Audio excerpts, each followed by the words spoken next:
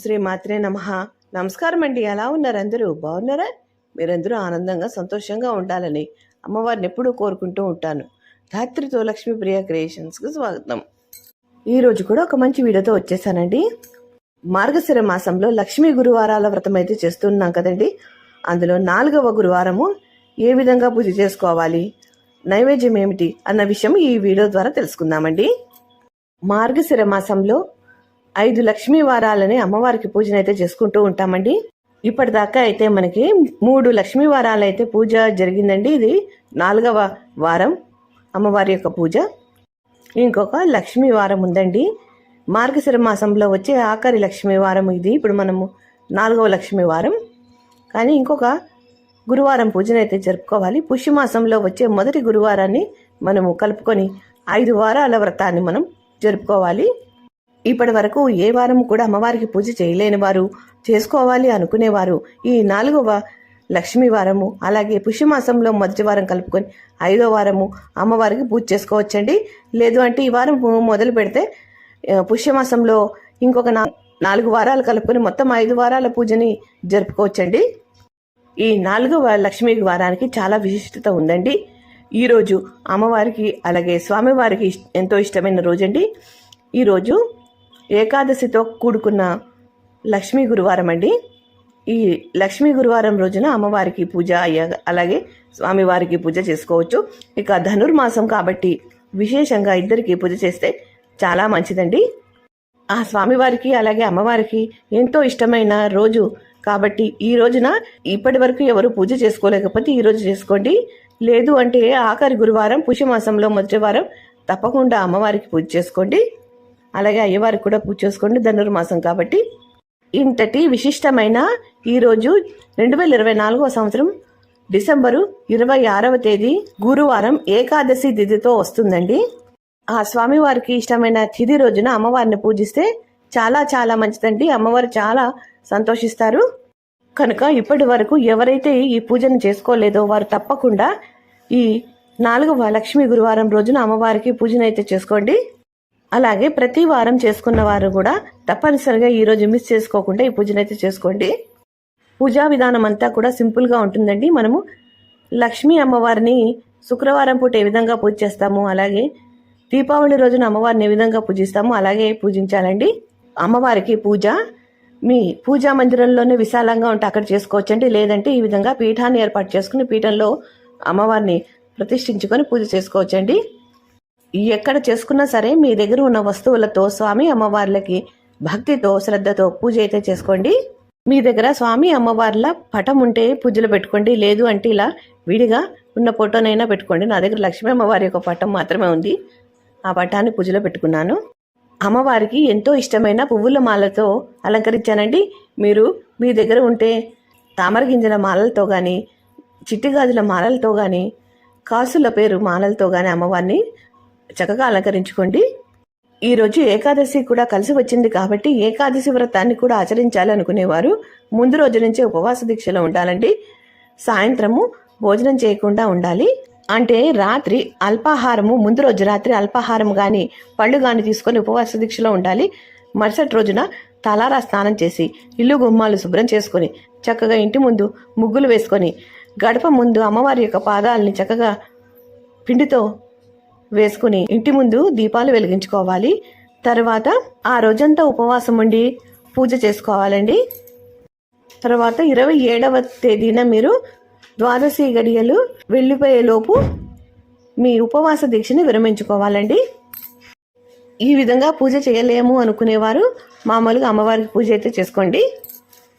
మార్గశిర మాసంలో 5 లక్ష్మీ వారాలని అమ్మవారిని అయితే పూజిస్తాము. ఈ విషయం మనందరికీ తెలిసిందే. అయితే 5 లక్ష్మీ వారాలు కూడా అమ్మవారిని ఒకే విధంగా పూజించవచ్చు. లేదు అంటే అమ్మవారి యొక్క రూపాలలో ఏ ఒక్క రూపంలోనైనా అమ్మవారిని పూజించుకోవచ్చండి. మొదటి వారం పూజ ఎలా చేసుకోవాలి, నియమాలు ఏమిటి, నైవేద్యం ఏంటి అన్న విషయాలన్నీ కూడా తెలుసుకున్నామండి. రెండో వారము అమ్మవారిని సౌభాగ్యం కోసం ఏ విధంగా పూజ చేసుకోవాలన్న విషయం తెలుసుకున్నామండి. ధనానికి ఎటువంటి లోటు లేకుండా ఉండాలి అని అంటే, మనకున్న ఆర్థిక ఇబ్బందులన్నీ తొలగిపోవాలంటే ఏ విధంగా పూజ చేయాలన్న విషయం కూడా మనము 3వ లక్ష్మీ గురువారం పూజలో తెలుసుకున్నామండి. ఇక 4వ లక్ష్మీ గురువారం రోజున ధాన్యానికి ఎటువంటి లోటు లేకుండా ఉండాలి అని ధాన్య లక్ష్మి రూపంలో అమ్మవారిని పూజిస్తున్నామండి. తిండికి అలాగే ధాన్యానికి ధనానికి ఎటువంటి లోటు లేకుండా ఉండాలి అంటే ఆ ధాన్యలక్ష్మిని ఏ విధంగా పూజించుకోవాలి అన్నది ఈ 4వ లక్ష్మి గురువారం రోజున తెలుసుకుందామండి. అమ్మవారు మనకి డబ్బు ఒకటే కాదండి, మొత్తము 8 రూపాల్లో మనకి అమ్మవారు ఐశ్వర్యాన్ని ప్రసాదిస్తున్నారండి. మీ దగ్గర ధాన్యం బుట్ట ఉంటే ధాన్యం బుట్టలో ధాన్యం వేసుకోండి, లేదు అని అంటే ఒక పళ్ళల్లో బియ్యం పోసుకోండి, ఆ బియ్యంలో అమ్మవారి యొక్క విగ్రహాన్ని ప్రతిష్ఠించుకోండి. అలాగే మీ దగ్గర కుబేర కుంచం కానీ ధనలక్ష్మి కుంచం కానీ ఉంటే ఇదివరకే పూజలో పెట్టుకొని ఉంటే ఆ కుంచాన్ని ఇక్కడ మీరు ఈ పూజల పీఠంలో పెట్టుకోవచ్చండి. లేదు అని అంటే కొత్తగా కొనుక్కొని ఈ పూజలో పెట్టుకోవాలి అనుకునేవారు ఈ రోజు పెట్టుకోవచ్చండి. ఈ రోజు పెట్టుకుని ప్రారంభించుకోవచ్చు. ముందుగా ఏకహారతితో దీపారాధన చేసుకుని దీపారాధన కుందులకి పసుపు కుంకుమ గంధం అక్షతలు పుష్పాలు సమర్పించి విఘ్నేశ్వరుడికి పూజ చేసుకోవాలండి. విఘ్నేశ్వరుడికి షోడశోపచార పూజ చేసుకుంటే సరిపోతుంది. వీలు కాని వారు పంచోపచార పూజ అయినా చేసుకోండి. ఆ గణనాథునికి అర్ఘ్యపాద్యాలు సమర్పించిన తర్వాత పసుపు కుంకుమ గంధము అక్షతలు పుష్పాలు సమర్పించి పూజ చేసుకోవాలండి. ఇక్కడ స్వామివారికి అష్టోత్తర శతనామావళితో కానీ మీకు వచ్చిన ఏ మంత్రాలతోనైనా స్వామివారిని పూజించవచ్చండి. లేదు అని అంటే ఓం శ్రీ గం గణపతి నమః అనే మంత్రంతోనైనా స్వామివారిని పూజించండి. తర్వాత స్వామివారికి ఆగ్రాపయామి అంటూ ధూపాన్ని చూపించాలి. తర్వాత సాక్షాత్ దీపం దర్శయామి అంటూ దీపాన్ని చూపించాలి. స్వామివారికి నైవేద్యం సమర్పయామి అంటూ నైవేద్యం సమర్పించాలండి. ఇక్కడ నేను బెల్లం ముక్కని స్వామివారికి నైవేద్యంగా సమర్పిస్తున్నాను. స్వామివారికి తాంబూలం సమర్పయామి అంటూ తాంబూలాన్ని సమర్పించుకోవాలండి. నేను తమలపాకులు 2 ఖర్జూరాలు 2 వక్కలు స్వామివారికి తాంబూలంగా నివేదన చేస్తున్నాను. మీ దగ్గర పళ్ళు ఉంటే నైవేద్యంగా పెట్టండి, లేదు అంటే ఈ విధంగా తాంబూలంలో ఖర్జూర పళ్ళను పెట్టుకోండి. తర్వాత స్వామివారికి కర్పూర హారతిని సమర్పించుకోవాలి. తర్వాత అక్షంతలు పుష్పాలు స్వామివారి పాదాల చెంత ఉంచి, స్వామి నేను ఈ వ్రతాన్ని ఆచరిస్తున్నాను, ఈ వ్రతము సమాప్తి అయ్యే వరకు కూడా ఎటువంటి విఘ్నాలు రాకుండా కాపాడు అని వేడుకోండి. తర్వాత ఆత్మ ప్రదక్షిణ చేసి స్వామివారి చెంత అక్షతలు పుష్పాలు ఉంచి నమస్కరించుకున్న తర్వాత ఆ పుష్పాలు అక్షతలు శిరస్సున వేసుకోవాలి.